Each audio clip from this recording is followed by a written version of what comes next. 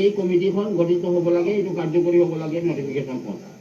কিন্তু ইয়াৰ পিছত চৰকাৰ পৰিৱৰ্তন হ'ল, তাৰপিছতো এই কমিটিখন কাৰ্যকৰী নহ'ল।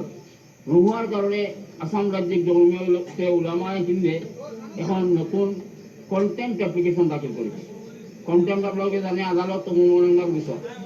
এইবোৰ দাখিল কৰা হৈছিল ভাৰত চৰকাৰৰ গৃহ সচিব, অসমৰ মুখ্য সচিব আৰু অসমৰ গৃহ সচিবলৈ। চৰকাৰী আইন আছে, শুকুৰবাৰে বন্ধ হয়, আইন আছে 1929 চনৰ গভৰ্ণৰ জেনেৰেল ইন কাউন্সিলে পাছ কৰা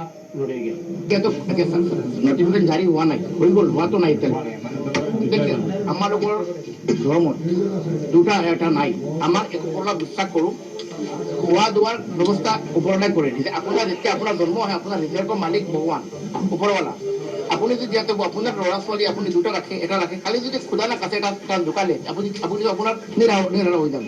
কাৰণ ধৰ্মত তেনেকুৱা কোনো কথা নাই। আপুনি ইছলাম ধৰ্ম নহয়, আপুনি হিন্দু ধৰ্ম যাওক, সব ধৰ্মত আপোনাৰ চবৰ লগত এটাই মৌলিক অধিকাৰ, চবৰ নিজৰ ল'ৰা ছোৱালী নিজৰ পৰিয়াল। এইটো মই ভাবোঁ আমি চবে নিজৰ ব্যক্তিগত ৰায়, এইটো ব্যক্তিগত চিন্তাধাৰা, ব্যক্তিগত ফেমিলি। আমাৰ 5টা কৰোঁ, 3টা কৰোঁ, 2টা কৰোঁ।